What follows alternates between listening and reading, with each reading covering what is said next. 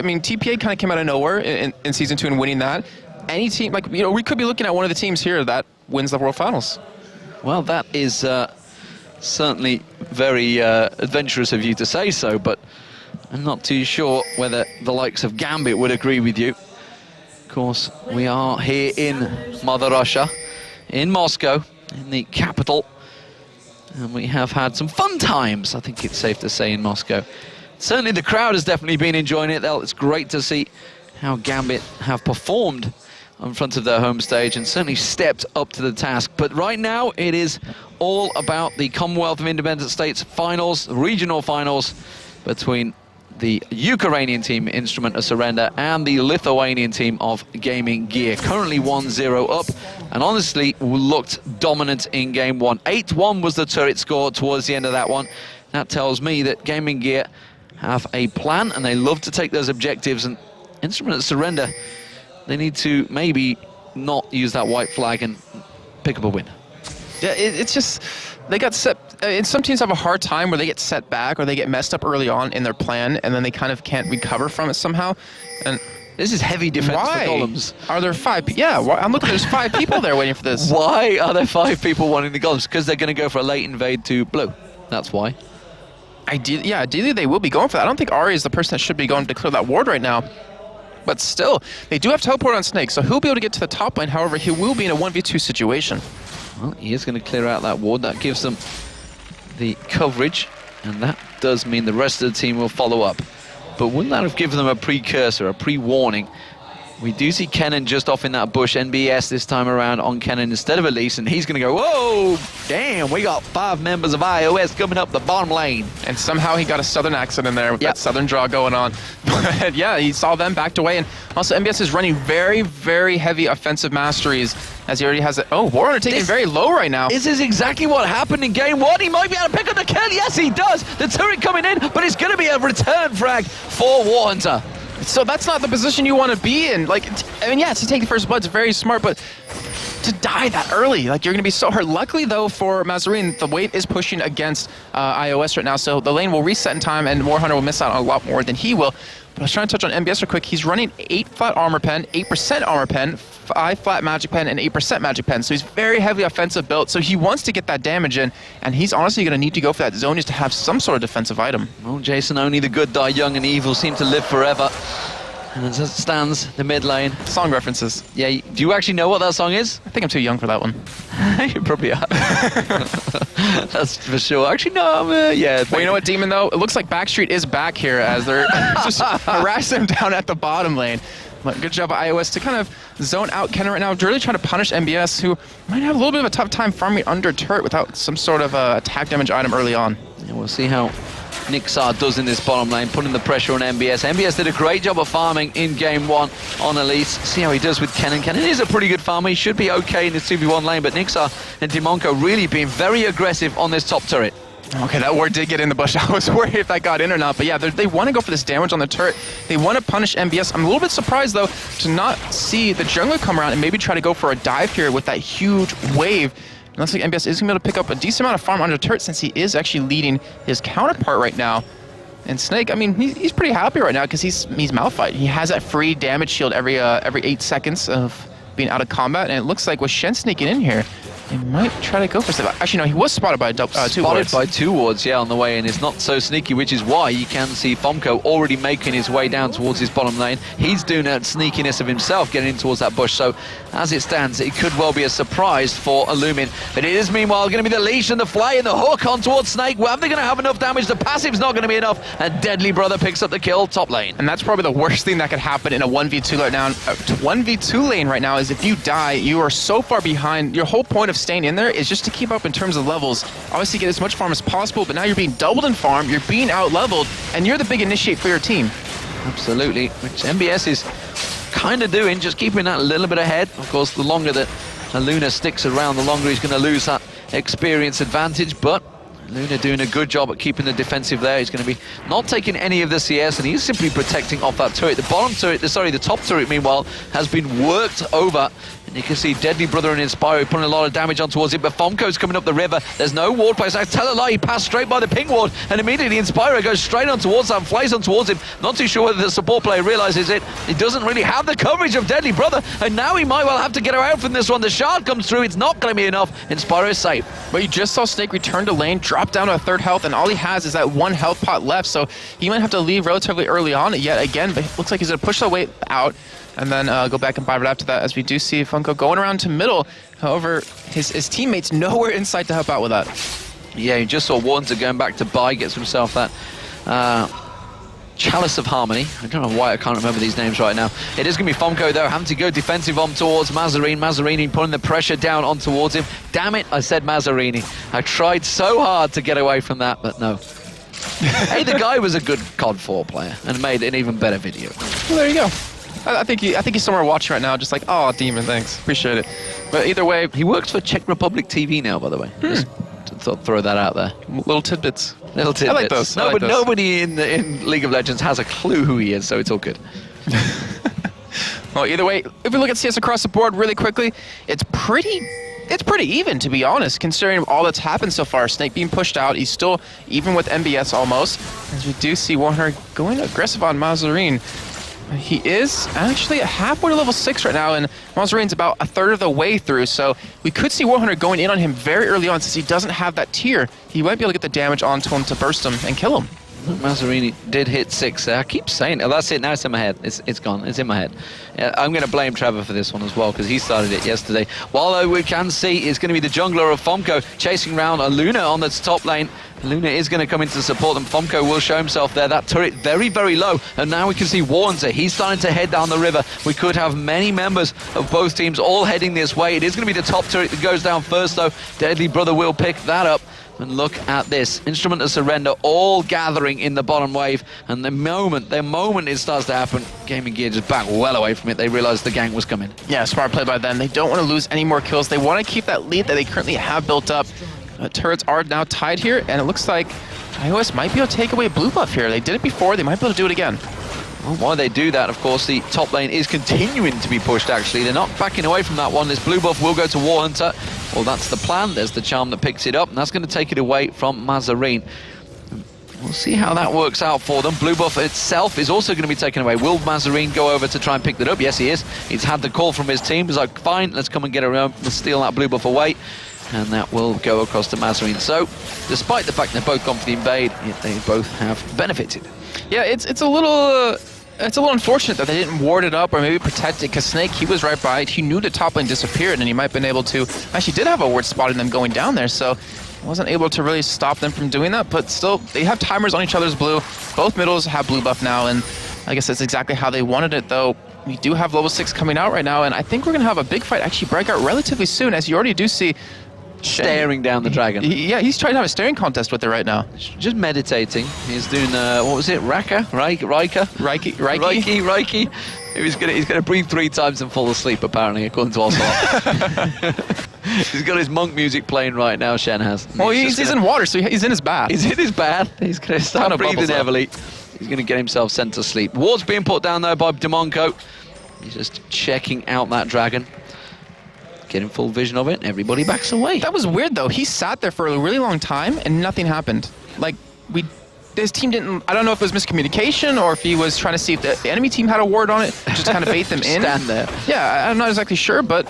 Still, that's all the ways of checking it, really. But they're just standing there. Anyone moving towards me yet? No, I'll wait here for another 30 seconds. Don't worry, guys. Yeah. Sooner or later, someone make a trip up river. It's unfortunate because he's Shen too, so he wants that level 6 as quick as possible. And we've seen actually quite a few jungle Shens, mostly on Makade from Meteor Makers, who honestly did fantastic on it. He played so well every time. Even Snoopy off of Evil Geniuses and the playoffs played a couple times and did a great job on it. But in the meantime, we do have 2-on-2 now in the bottom lane, so AD carry supports have returned to a pretty standard position.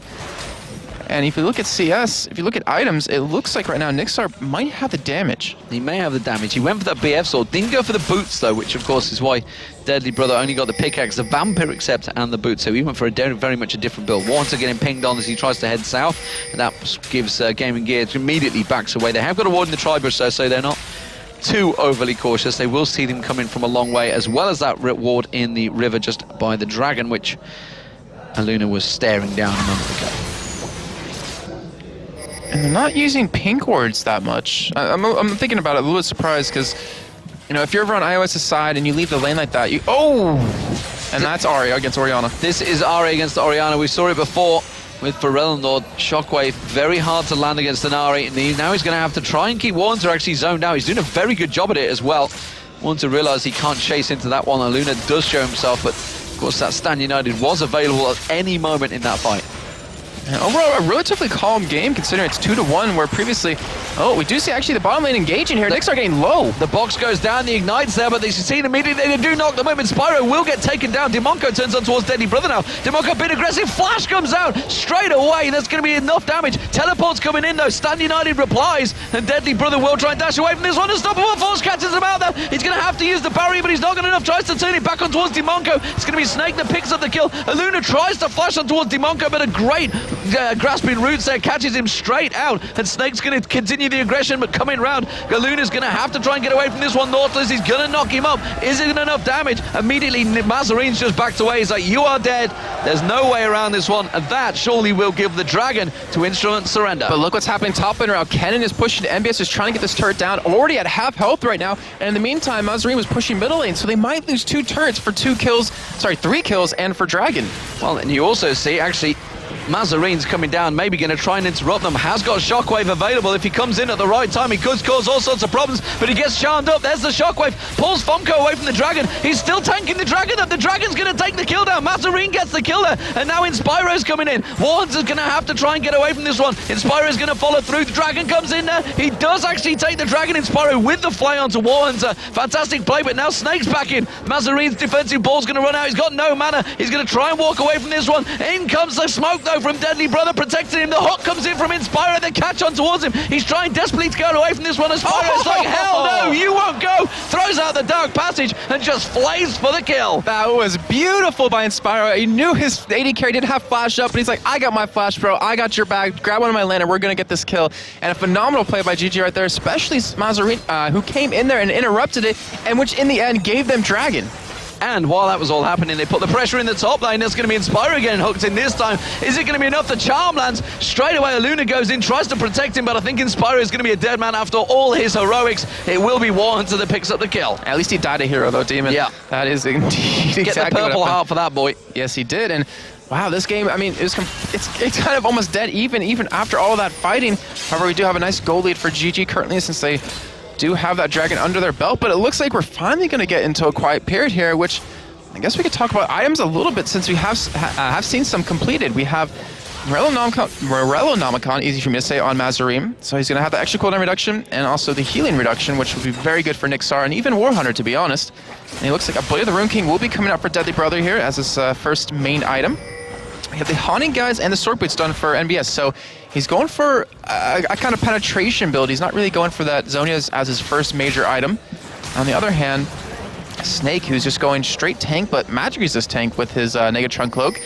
So actually, to be honest, there's not a lot of health built up around the entire game right now, where everyone's relatively squishy. You look at Shen, you know, he's sitting at a total of 1,200 health, and he's the main tank. He is the tank for GG. The tank right now, but we did see the tower go down. 2-1 in turrets. That's 3,000 gold difference for Gaming Gear.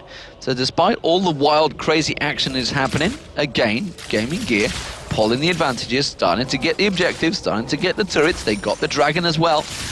And all of the craziness, 5-5 in kills, is just giving Gaming Gear effectively well back into the game and in control.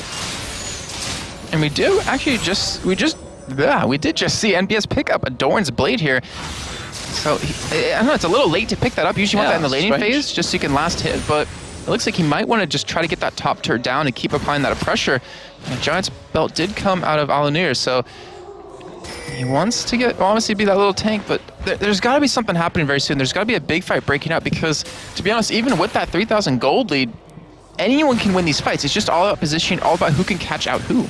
Yeah, that unstoppable pause. Oh, the charm goes on towards MBS, actually. Water just missing out the final orb, though. Mazarine and no one's in MBS. position to stop this. This is why he went for that Doran's Blade. Maybe they realised it's like, let's get in towards that middle lane. It's going to be the bottom lane, though, where they start on. Chain of Corruption comes out. The box on towards Dimonco. Dimonco's going to get dropped there. That will be the Deadly Brother. Tries to get away. Oh, the passive nearly took him down there from Dimonco.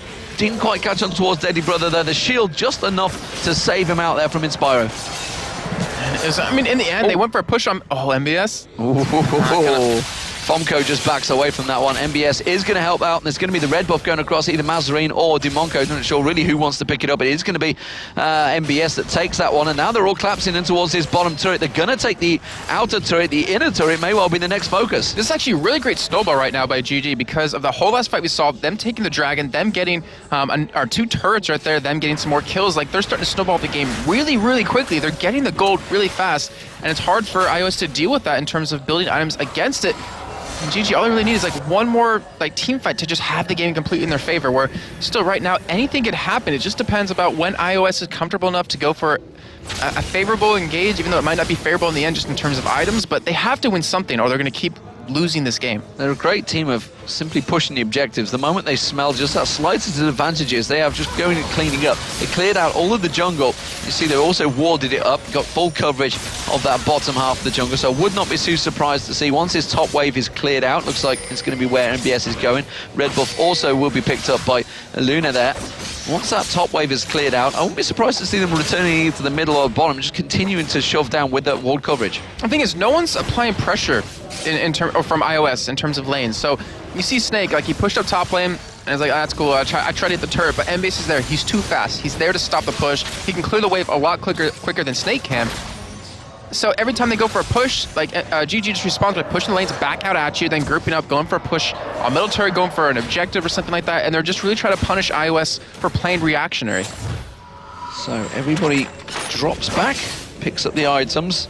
Deadly Brothers get himself a BF sword now, so he hasn't gone for that Radiant Bulwark just yet. Just keeps holding on and not really completing any items. Just stacking up. Went for that Bilgewater Cutlass early on, so he thought, okay, maybe he's going to go for it. No Bladed Rude King just yet. Oh, the hook does land. MBS pops his ultimate, but he's got the turret still with him. Does manage to land the stun as well. Chain of Corruption coming from right down.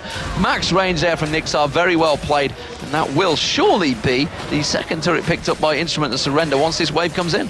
That was okay. That was perfectly well played by iOS. That's what they have to do to get back in the game. They had the lanes pushed out. They went for a gank, and because the lanes were pushed, GG couldn't respond. Oh, we do see Orianna getting caught. The charm comes in there, but wow, the Dark Passage pulled straight away. Inspire throws it out, pulls him out of that wild growth. Instead, he's going to be Warhunter now. He's going to get charmed up. The charm actually flung out, didn't quite land. The defensive ball comes in. Where are you going, Warhunter? He flashes through. He knows the rest of his team are up in the top lane. They are going to take down that support. Maybe enough there, but meanwhile, you can see Snake teleports in, gets dropped straight away. Kind of got left by his team there. I'm not too sure why he did that, but GamingGear, they're going to be able to run straight up the mid lane. I think or go back and take Dragons. The Dragon. They should surely go for the inner. Yeah, I agree. They need to get some more turrets down. Like, Dragon will always be there, but if you take a turret down, it's going to be down forever. And instead, they're just going to back away, and that might be one key thing, you know, as we talk to Ubisoft about, or Ubiprox. I keep thinking of Ubisoft for some reason. But he's talking about they're happy for the advertisement. I'm sure. Okay. But the difference between the European meta and the Russian meta is all about fighting and all that stuff and taking Dragon. But in the European meta, a team in OCS would have done that fight and been like, all right, let's push middle turret. Let's get the second middle turret down. He has so much more control of the jungle, then do Dragon on the way out. Absolutely. It's what they could have done, honestly, because there was only 3 people to stop against 5. Nevertheless, a lot of ultimates were used in those last engagements. Let's see what advantages were gained. It's a 5,000 gold lead built up by GamingGear. Warhunter, as you can see, just about picking up that blue buff. The pings were on it. In fact, there's pings just all over the map right now. GamingGear are like, we're gonna take everything away from you, and see what you can do about it. Inspiro with that Oracle clearing out the wards. There's a ward in that mid lane which he'll go and get. Although we've got to be careful because there's 3 members of the IOs there. Of the IOs, then they don't want to let this happen. So they are trying to group up a little bit towards middle. I don't know, like, they've taken 2 turrets, so, I mean, it's not bad at the end. They're collapsing on towards Fomco. They realised he was in deep. They used the shockwave, actually. Interesting to go for that one straight away. I'm not too sure whether that was the right usage. Warhunter comes in, throws out the orbs as well, gets the charm through there, and honestly, you can see GamingGear, they're forced to back away from that one. Kind of an aggressive shockwave to be used on just a jungler. Not too sure it's the right choice, but while this all happens, they're buying time for Deadly Brother down in that bottom wave. He's on the inner turret, and he's going to take it down because he's not got anyone to defend against it. And meanwhile, GamingGear, they're going to cover off this middle turret, no problem at all. This is where GG needs to push. Like, they need to counter this by pushing right back at them. You have Shen who went back. He can ulti in. They just need to go straight for him. They need to allow Deadly Brother some more time. And then they could have gotten one turret at least and then a lot of damage onto another. But instead, they just pushed that wave up. And Deadly Brother go back. And he does have an Infinity Edge done, by the way. So he actually went for that first before his later the Rune King. He's putting out some really good damage, especially into Squish. You see the hook land, but GG, he actually might get caught instead. He's absolutely being caught. Wild Growth gets in there. Oh, the Stranglethorns didn't land though. He's still getting away, but now MBS goes in. He pops his ultimate. He can't quite catch on down. He's got no support. And well, he saw Mazarin almost got in there at the right time. If that shockwave would have come in, it would almost certainly been curtains for Instrument Surrender. But as it is, they picked up 2 kills. But unfortunately, though, the 2 kills went over to Snake. Not the person you want to go to right now. Yeah, you need him tanky, but you need to keep up in terms of damage since you have 2 DPS versus 3 here. But now they're trying for turrets. It's exactly what they need to do right off the back of those kills. They sent Snake bottom, who doesn't have teleport to get back here, but they have the damage. Oh, see the shockwave come out, but... Wavy got Nixar on towards it. What else is he going to get? That's the question. Throws out the ball. Warrens are taken very, very low. Luna, though, in trouble. Immediately, the defensive ball had to be used. Oh, Deadly Brother actually went into the chain of corruption there and got caught out. The hook comes out. It's going to be Mazarin that got caught into that one. The Ignite was used. This may well be the turret for Instrument Surrender. No, they're going to back away from it again. Wow, that CC stacking that they put on Deadly Brother was ridiculous. He goes right into the chain of corruption, followed up with the hook, followed up by Grasping Root. He was not going to move, end up dying here. Now, Ios, as you said earlier, is going to be backing away, just trying to farm up their own jungle here. And they're trying to get the items they need to compete, because right now, GamingGear just outclasses them in terms of damage. And once MBS finishes that Zhonya's, he won't die like that again. Well, it's been Inspire that's tried to create the fights. He's got them boots and ability to do that. He's actually picking up a fair bit of CS as well in that mid lane, defending it off. Why not? It was only going to go to waste. We do see Deadly Brother, who unfortunately went straight in towards that chain of corruption. I'm not sure, dashed actually into it, and he was to say, he's going to catch on to Luna. I'll save you. Oh, wait. I'm the AD carry. I'm meant to be out of the way. It's Kevin Costner from The Bodyguard. Flings himself in there. Deadly Brother's getting a big chunk of the farm down the bottom, and you can see he's actually ahead in the CS and ahead in kills. So he will be stretching that goal. He did get that Infinity Edge early on, as you pointed out. And of course, we'll be going towards, assuming that Blade of the Rune King will be next. We're about 22 and a half minutes in, and we talked last game about how that 30-minute mark is where the game starts to, well, the game plan starts to deteriorate for both teams here. The last game was 30 minutes and 12 seconds long. So if it's it doesn't deteriorate for GamingGear. It doesn't. It doesn't. They're the European meta. They have the stronger advantage as the game goes on. Yeah, it's Good Team Multigaming, Ukrainian team. Yeah, Instrument Surrender versus Good Team Multigaming. Yeah, both of them really didn't know what way to go once it gets past that 30-minute mark, because as UPProx pointed out, the Russian meta is all about the aggression early on. Not quite the same as the Korean, though. Yeah. You actually compared it to the Korean, but there's a slight difference that makes them two distinctly different. But iOS, they're setting up here. They have the Oracle. However, Inspiro has one himself, so they're trying to gain control and try to make something happen. But GG, considering they are the team that wants to engage, both teams really want to engage, but considering like they have an advantage right now, they're sitting back defensive, which is a little bit interesting. Sitting very defensive, Timonka with that Oracle. They've actually got pretty good ward coverage right now, Instrument Surrender. Not a great deal from GamingGear. They're just sitting defending this. So are they just simply buying time to just keep that split push farm going for Luna, who's now effectively become that split pusher? He went for some 5k as the jungler, and he's just now starting to clear out that top wave. I don't think so, because he just went up there, and it was kind of like, what are you doing? Get up there in that top lane as we sit middle. But it just seems like they don't necessarily know where to go from here, and they need to have a plan. I mean, they're down in kills, up in gold. And iOS is knocking at their front door, and this might be the way that actually takes this turret down. Yeah, they just got a glimpse of Mazarine not being in position. There's going to be the Shadow Dash. Oh, MBS gets caught out straight away, stunned up. Shockwave pulls in 3 members, though. Mazarine has got the damage, and you can see just how quickly he rips apart the team. And Gaming Gear just cleaning house there. I believe that may have been a quadrikill. No, it got stolen away. Snake, though, in all sorts of trouble. He may be rock solid, but he's going to go down. And there's your Quadra Demon for Orianna. Picks up at the end right there, and that was kind of, it has to be a sign for GG that realized, hey, yeah, we are ridiculously stronger than them. They're going to go for Dragon, though. They're not going to go for a push on mid-turret here, which, again, it might be a little bit of a mistake. They had time to push that turret down, or at least get a huge chunk of damage onto it. But either way, they're going to get the Dragon. They're going to increase their gold quite a bit. And right now, Mazarine sitting on 2,700 gold. He's going to have that death cap when he goes back. And look at that. The moment they realized they got the advantage, Luna went straight away. Can I get the red steel? Is it there? I'm not too sure. I'll go for the big Wraith instead. Take anything, any advantage, every little bit of gold away from Instrumental Surrender. And you can see how that's working out for him. It stretched them, their lead, 7,000 gold lead now. Still protected that middle turret, I might point out. Only 2 turrets still for Instrumental Surrender, 3 for Gaming Gear. And they're all going to go back. Look at that gold split again. It is going to be Mazarine, a 3,000 gold lead, 3,500 almost over Warnter. That is a complete big item. The fact that he's 7-1-2 obviously just picked up that quadrikill. Top lane, though, very close between those two. So surprising, really, considering it's 130 CS for MBS, but of course he hasn't got any of those kills that Snake picked up early on. Junglers, well, you can see that's a 1,300 gold lead as well. AD carries, that's about a 1,300 gold lead as well, and all in favor of Gaming Gear. And the supports as well, as you pointed out in the last game, we went for the Ruby Side Stone before getting a Philo Stone, before getting anything on, honestly, which probably is the distance build up here as well.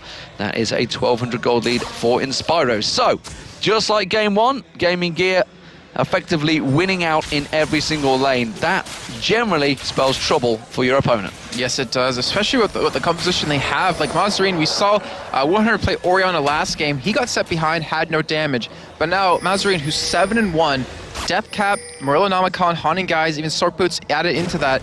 His damage is going to be ridiculous. You saw how quickly he shredded through Instrument of Surrender last team fight. It's only going to get worse, especially with the burst damage Deadly Brother has, especially if MBS gets in a good position with that ultimate. Oracle on Inspiro, he'll be wiping out those wards. Crowd not quite so lively anymore. They're not cheering for them, by the sounds of it. Well, I'm sure they'll wake up in a little bit of time as the Death Bush gets cleared out as well. And this is Gaming Gear effectively clearing out all of the Baron area. Still not gone for that Baron. They didn't go for Baron in game 1 either. They had no reason to, honestly.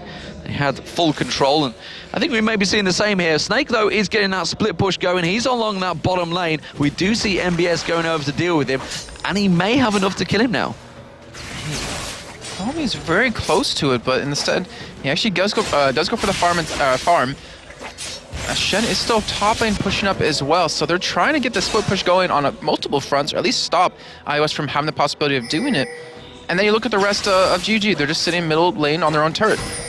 Just kind of playing defensive, because they don't want to get engaged upon, which honestly is a smart idea. You don't want Snake to teleport in and ult you and then catch you guys off guard, because the game could be turned around very quickly, which is almost what happened last fight over at the middle turret.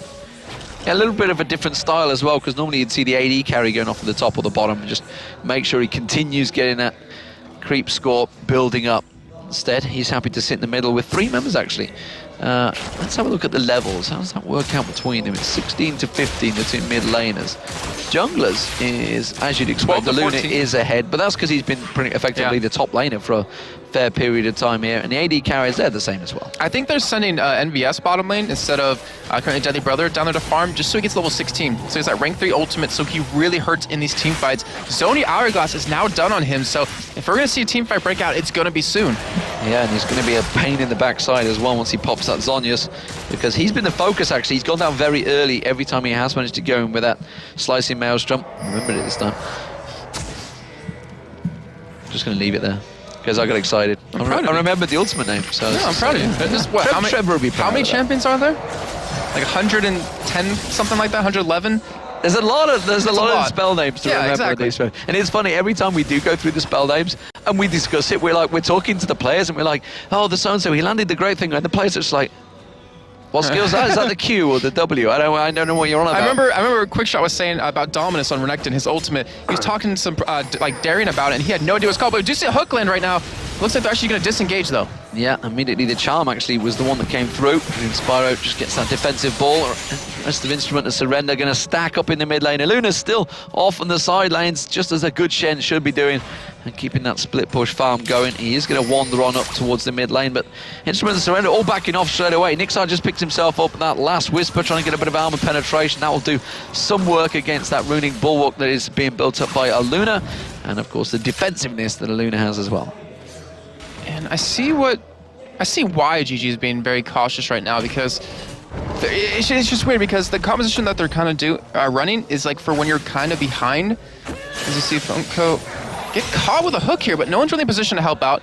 But they're trying to let Shen split push. However, they're so far ahead with their other 4 players that they really don't need him there for these fights. So he could just keep split pushing, or they could just group his 5 and push. But either way, GG does have the ability to start pushing out right now into iOS and start making some fights happen, but they're really hesitant to do that. I mean, you might see why. Now, we do see the hook, the dredge line goes in, Spyro, that's going to be the chain of corruption. This Shattered Stand United came out, but it didn't land. It didn't get through, he went down in time. This may be trouble for Instrument and Surrender, but the shockwave comes in and immediately followed up by that slicing maelstrom. NBS is just going to throw out one more shuriken onto Warhunter. It will land, and that's going to be the kill. While that's all happening, Mazarine's taking down Snake as well. He picks up himself a triple, and that is going to be all she wrote for Instrument and Surrender. Wiped out for an ace just for 1 death. And that was without a Lunar too. He used his ultimate, but he didn't actually get in that fight. So essentially that was a 3-on-5 right there. And that ultimate out of Mazarine just shredded them down. And the Baron, they're going straight for it, and now they should be able to take it quite easily here. And not to mention, be able to back with a lot of gold. We saw another triple kill come out of Mazarine. They're sitting at 10-1 and 4. That is just ridiculously scary. Not to mention 1,600 gold on him and Deadly Brothers. So we're going to be able to pick up even more items. And they're going to come back in full force. I'm hoping that they don't split push right now and they just get the turrets down together. Well, they built up, like you say, a big gold lead. The fact that Inspiro had also spawned in time to get that Baron buff as well. So all 5 members with the Baron buff. The Dragon's going to get picked up, just keeping objectives going a little bit longer. There is only 3 members of Gaming Gear actually to get it. There's only 2 members of Instrument Surrender to try and contest it. They've realized, yeah, not going to happen.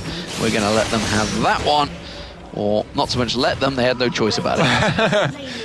No, don't think that way, Demon. They said to him, no, we'll let you have this one, but we just want you to know that we could have taken it. We could have got it if we wanted to. Mazarine's going to be the individual that tries to do it, but it pulls them in with a shockwave just at the exact moment that they pulled in there. And Fomco, well, they thought, well, may well go down here. Ball control from Mazarine, has to flash away from the Stranglethorn there. Sorry, from the, god damn it, what's the grasping root? Bruh. It's going to be a long day, I think, ladies and gentlemen. You still got it in the end, though, Demon. I'm proud of you. Got there eventually. As long as you got there. Yeah. Well, anyways, I mean, you just saw Mazarine. He took no damage from Snake and Funko right there. I mean, yeah, he had Baron buff, but he took nothing. And now they're going to push here. They don't have the Orion ultimate available. They don't have the Shen ulti. The Ken ulti is just now up, but we're going to see a fight break out. Yep, we do also see Stand United is down, which means that, the hook's landed on Warren. Whoa! He's dead. He'd be dead. No problem about that. Gone. Wow. That's the burst damage that came out of GG right there. And if you get caught, you're going to get blown up like that every single time. And now without Warhunter there, this should be, honestly, be an inhibitor turret taken. I'm wondering if Aluna's going to come around the backside. If that hook goes in, he will certainly be dashing in. They're pinging on him like, oh, someone's down here.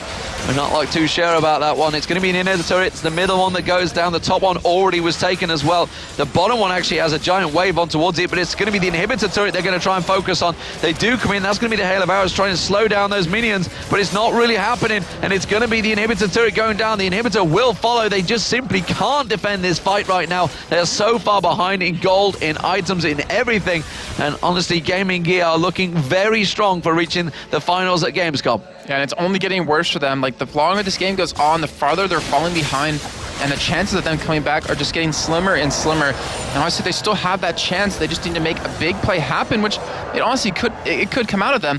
In the meantime, GG's going to play it safe. They're going to go textbook about this and take the bottom inner turret.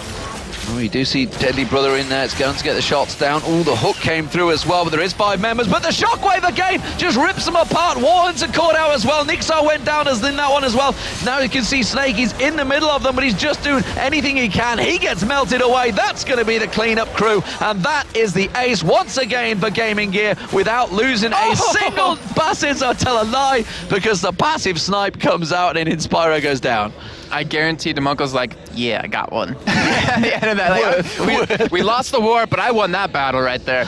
And then it looks like GG should be able to push us through and take the victory, get to Gamescom, win the $20,000, and have their chance to compete for that wildcard spot for the World Finals, Demon. Straight away going on towards the turret, and it's actually Deadly Brother tanking it up there. The Super Minions are going to come in as well. They will be able to get that Nexus turret down, and Gaming Gear, as you say, they're going to take it 2-0 just like they did in the semi-finals.